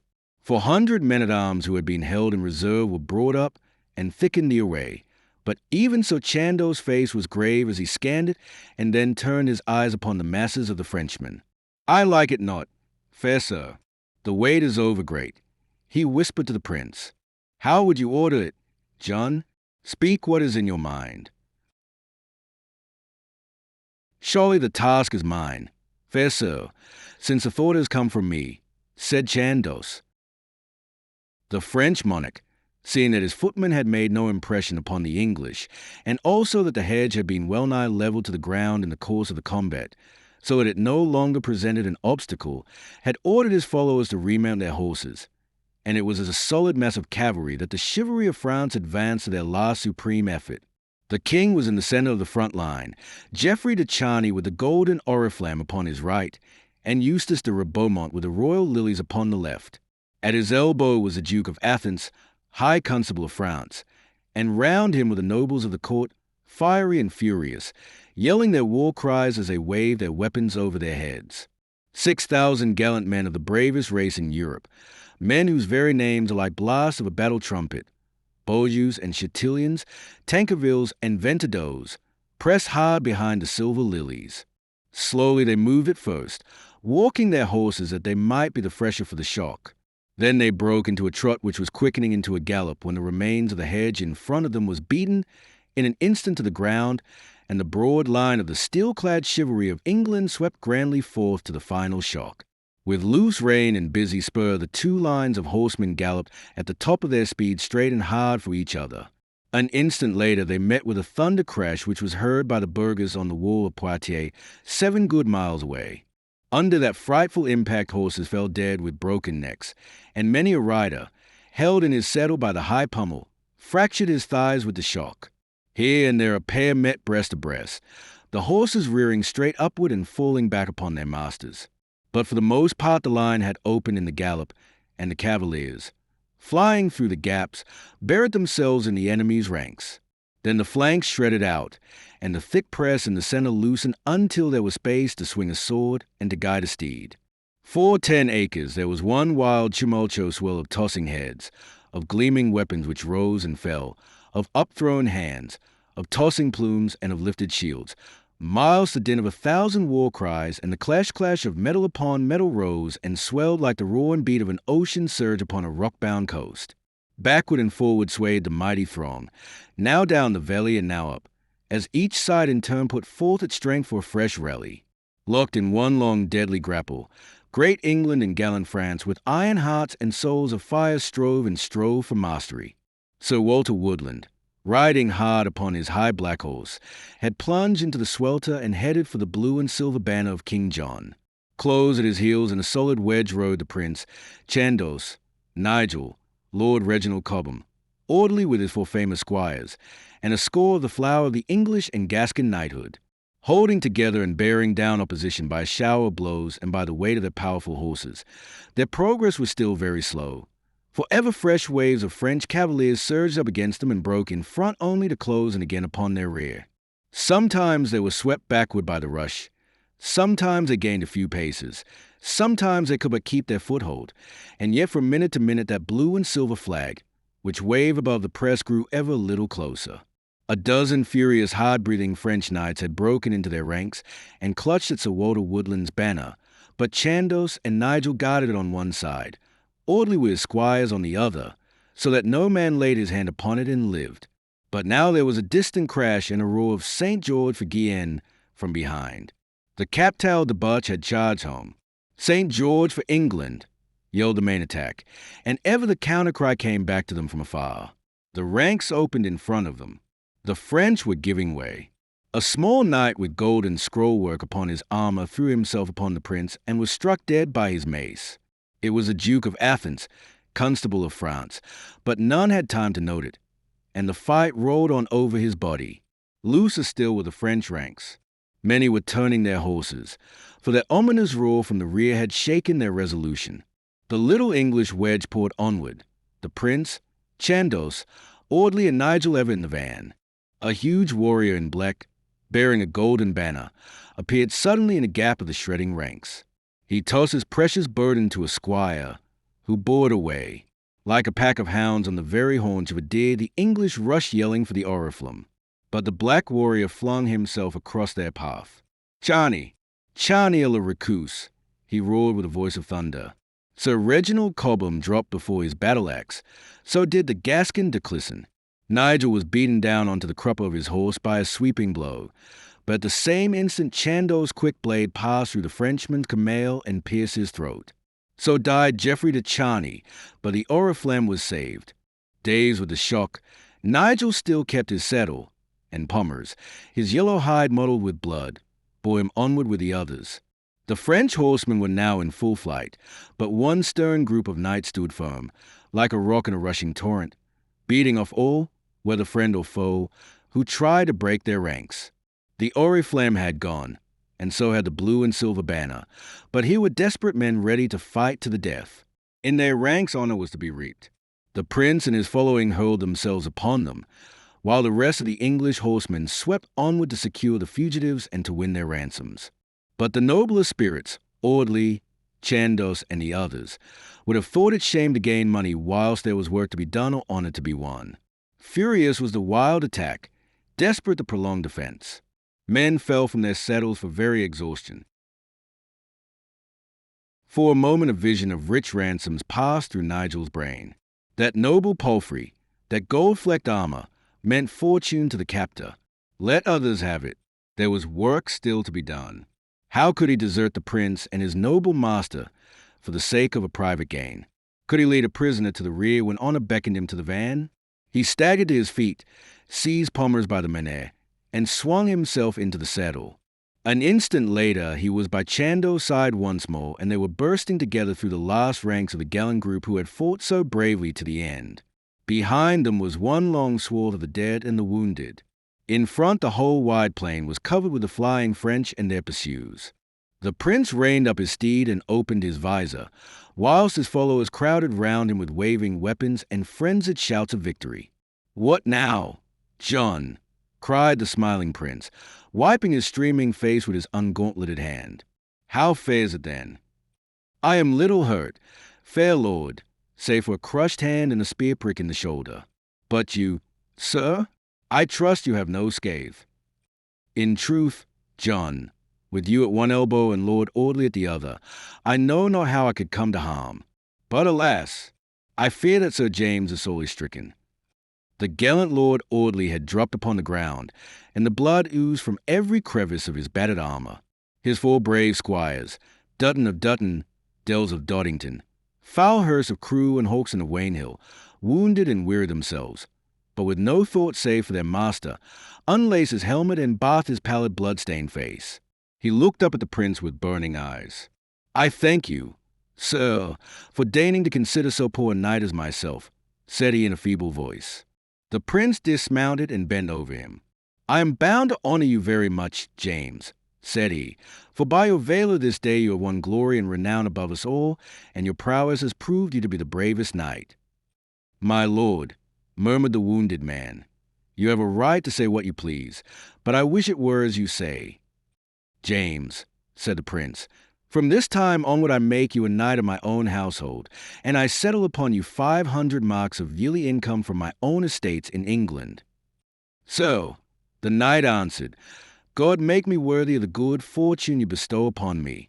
Your knight I will ever be, and the money I will divide with your leave amongst these 4 squires who have brought me whatever glory I have won this day."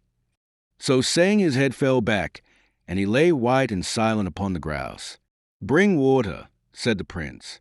"Let the royal leech see to him, for I had rather lose many men than the good Sir James. How, Chandos, what have we here?" A knight lay across the path with his helmet beaten down upon his shoulders. On his surcoat and shield were the arms of a red griffin. "It is Robert de Duras the spy," said Chandos. "Well for him that he has met his end," said the angry prince. "Put him on his shield, Hubert, and let 4 archers bear him to the monastery. Lay him at the feet of the cardinal, and say that by this sign I greet him. Place my flag on yonder high bush, Walter, and let my tent be raised there, that my friends may know where to seek me." The flight and pursuit had thundered far away, and the field was deserted save for the numerous groups of weary horsemen who were making their way back, driving their prisoners before them. The archers were scattered over the whole plain, rifling the saddlebags and gathering the armor of those who had fallen, or searching for their own scattered arrows. Suddenly, however, as the prince was turning toward the bush which he had chosen for his headquarters, there broke out from behind him an extraordinary uproar, and a group of knights and squires came pouring toward him, all arguing, swearing and abusing each other in French and English at the tops of their voices. In the midst of them limped a stout little man in gold-spangled armor, who appeared to be the object of the contention, for one would drag him one way and one another, as though they would pull him limb from limb. "Nay, fair sirs, gently, gently, I pray you," he pleaded. "There is enough for all, and no need to treat me so rudely." But ever the hubbub broke out again, and swords gleamed as the angry disputants glared furiously at each other. The prince's eyes fell upon the small prisoner, and he staggered back with a gasp of astonishment. "King John!" he cried. A shout of joy rose from the warriors around him. "The King of France! The King of France a prisoner!" they cried in an ecstasy.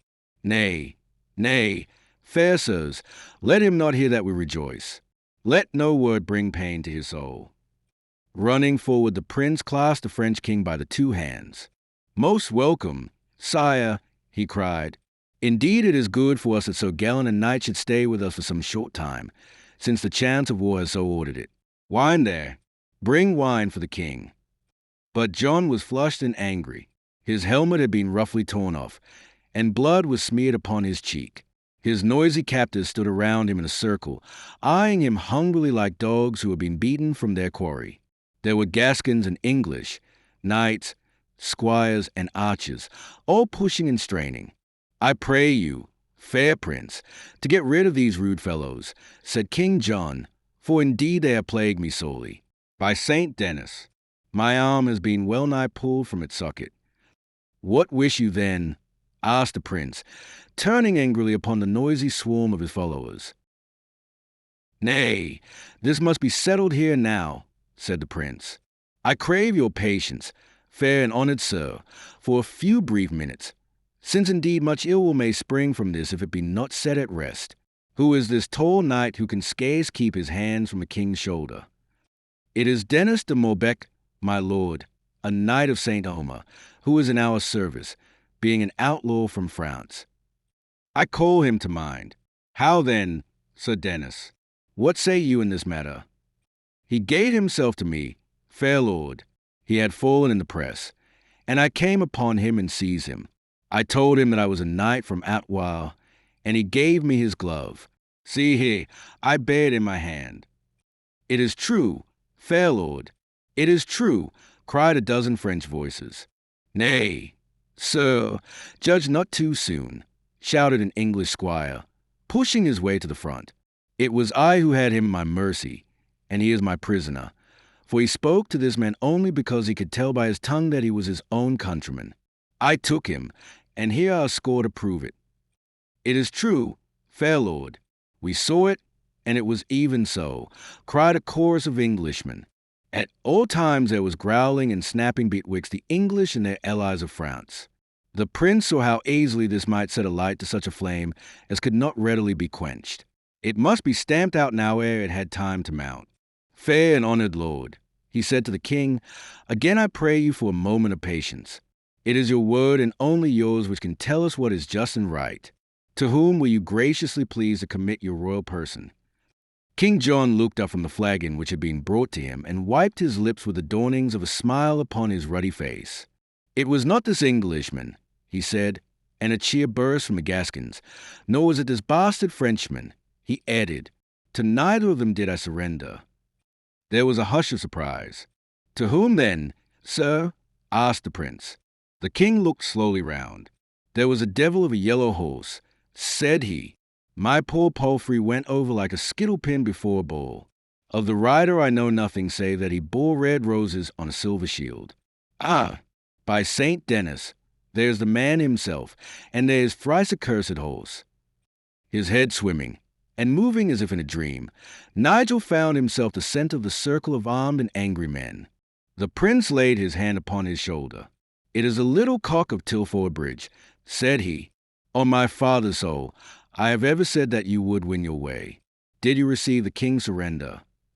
"Nay, fair lord, I did not receive it." "Did you hear him give it?" "I heard, so, but I did not know that it was the king. My master Lord Chandos had gone on, and I followed after." At these words spoken before that circle of noble warriors, Nigel's heart gave one great throb, and he dropped upon his knee before the prince. "Fair lord, how can I thank you?" he murmured. "These words at least are more than any ransom." "Rise up," said the smiling prince, and he smote with his sword upon his shoulder. "England has lost a brave squire, and has gained a gallant knight. Nay, linger not, I pray. Rise up, Sir Nigel." Chapter 27, How the Third Messenger Came to Cosford. The old knight looked up as a fresh gust of wind with a dash of rain beat against the window behind him. "By St. Hubert, it is a wild night," said he. "I had hoped tomorrow to have a flight at a heron of the pool or mallard in the brook. How fares it with little Catherine the peregrine? Mary, I have joined the wing, father, and I have imped the feathers, but I fear it will be Christmas ere she can fly again." "This is a hard saying," said Sir John, "for indeed I have seen no bolder, better bird. Her wing was broken by a heron's beak last Sabbath se'nnight, Holy Father, and Mary has a mending of it." "I trust, my son, that you had heard mass ere you turned to worldly pleasure upon God's holy day," Father Matthew answered. "It is half done still, Holy Father." "Nay, Holy Father, her thoughts are otherwhere," Sir John answered. "She will sit an hour at a time, the needle in her hand, and her soul 100 leagues from Cosford House, ever since the prince's battle." "Good father, I beg you." "Nay, Mary, none can hear me, save your own confessor, Father Matthew. Ever since the prince's battle, I say, when we heard that young Nigel had won such honor, she is brain-woed, and sits ever, well, even as you see her now." An intent look had come into Mary's eyes. Her gaze was fixed upon the dark, rain-splashed window. It was a face carved from ivory, white-lipped and rigid, on which the old priest looked. "I see nothing, Father. What is it then that disturbs you?" "I hear, Father. There are horsemen on the road." The old knight laughed. "So it goes on, Father. What day is there that 100 horsemen do not pass our gate, and yet every clink of hoof sets her poor heart a-trembling. So strong and steadfast she has ever been, my Mary, and now no sound too slight to shake her to the soul. Nay, daughter, nay, I pray you." She had half risen from her chair, her hands clenched and her dark, startled eyes still fixed upon the window. "I hear them, Father, I hear them amid the wind and the rain. Yes, yes, they are turning, they have turned. My God, they are at our very door." "By St. Hubert, the girl is right," cried old Sir John, beating his fist upon the board. "Ho, varlets, out with you to the yard. Set the mulled wine on the blaze once more. There are travellers at the gate, and it is no night to keep a dog waiting at our door. Hurry, Hennekin, hurry, I say, or I will haste you with my cudgel." Plainly to the ears of all men could be heard the stamping of the horses. Mary had stood up, quivering in every limb. An eager step at the threshold, the door was flung wide, and there in the opening stood Nigel, the rain gleaming upon his smiling face, his cheeks flushed with the beating of the wind, his blue eyes shining with tenderness and love. Something held her by the throat.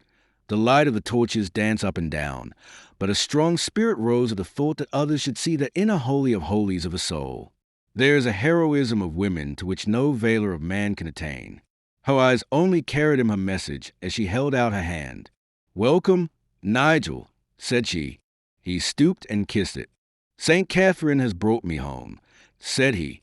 A merry supper it was at Cosford Manor that night, with Nigel at the head betwixt the jovial old knight and the Lady Mary, whilst at the farther end sank an Aylward, wedged between 2 servant maids, kept his neighbours in alternate laughter and terror as he told his tales of the French wars. Nigel had to turn his doeskin heels and show his little golden spurs. As he spoke of what was past, Sir John clapped him on the shoulder, while Mary took his strong right hand in hers, and the good old priest smiling blessed them both. Nigel had drawn a little golden ring from his pocket, and it twinkled in the torchlight. "Did you say that you must go on your way tomorrow, Father?" he asked the priest. "Indeed, fair son, the matter presses. But you may bide the morning." It will suffice if I start at noon. Much may be done in a morning." He looked at Mary, who blushed and smiled. "By St. Paul, I have waited long enough." "Good, good," chuckled the old knight, with wheezy laughter. "Even so I wooed your mother, Mary. Wars were brisk in the olden time.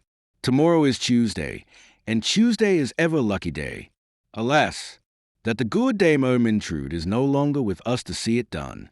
The old hound must run us down, Nigel, and I here bay upon my own heels, but my heart will rejoice that before the end I may call you son. Give me your hand, Mary, and yours, Nigel. Now, take an old man's blessing, and may God keep and guard you both, and give you your desert. For I believe on my soul that in all this broad land there dwells no nobler man nor any woman more fitted to be his mate. There let us leave them, their hearts full of gentle joy, the golden future of hope and promise stretching out before their youthful eyes. Alas for those green spring dreaming. How often do they fade and wither until they fall and rot, a dreary sight, by the wayside of life. But he, by God's blessing, it was not so, for they burgeoned and they grew, ever fairer and more noble, until the whole wide world might marvel at the beauty of it. It has been told elsewhere how as the years passed Nigel's name rose higher in honor, but still Mary's would keep pace with it, each helping and sustaining the other upon an ever higher path. In many lands did Nigel carve his fame, and ever as he returned spent and weary from his work, he drank fresh strength and fire and craving for honor from her who glorified his home. At Twynham Castle they dwelled for many years, beloved and honored by all. Then in the fullness of time they came back to the Tilford Manor House and spent their happy, healthy age amid those heather downs where Nigel had passed his first lusty youth, ere ever he turned his face to the wars. Thither also came Aylward when he had left the Pied Merlin, where for many a year he sold ale to the men of the forest. But the years pass, the old wheel turns, and ever the thread runs out. The wise and the good, the noble and the brave, they come from the darkness, and into the darkness they go, whence, whither and why, who may say? Here is the slope of Hindhead. The fern still glows russet in November, the heather still burns red in July. But where now is the manor of Cosford? Where is the old house of Tilford? Where, but for a few scattered grey stones, is the mighty pile of Waverley. And yet even gnawing time has not eaten all things away. Walk with me toward Guildford, reader, upon the busy highway. Hey, where the high green mound rises before us, mark yonder roofless shrine which still stands foursquare to the winds. It is St. Catherine's, where Nigel and Mary plighted their faith. Below lies the winding river, and over yonder you still see the dark chantry woods which mount up to the bare summit, on which, roof and whole, stands at Chapel the Martyr, where the comrades beat off the archers of the crooked Lord of Shalford. Down yonder on the flanks of the long chalk hills, one traces the road by which they made their journey to the wars. And now turn hither to the north, down this sunken winding path. It is all unchanged since Nigel's day. Here is the church of Compton. Pass under the aged and crumbling arch. Before the steps of that ancient altar, unrecorded and unbrassed, lies the dust of Nigel and of Mary. Near them is that of Maud their daughter, and of Elaine Edrickson, whose spouse she was. Their children and children's children are lying by their side. Here too, near the old yew in the churchyard, is a little mound which marks where Samkin Aylward went back to that good soil from which he sprang. So lie the dead leaves, but they and such as they nourish forever that great old trunk of England, which still sheds forth another crop and another. Each is strong and as fair as the last.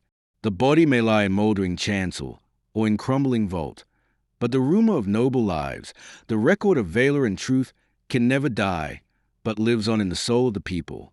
Our own work lies ready to our hands. And yet our strength may be the greater and our faith the firmer, if we spare an hour from present toils to look back upon the women who were gentle and strong, or the men who loved honor more than life, on this green stage of England where for a few short years we play our little part. The end.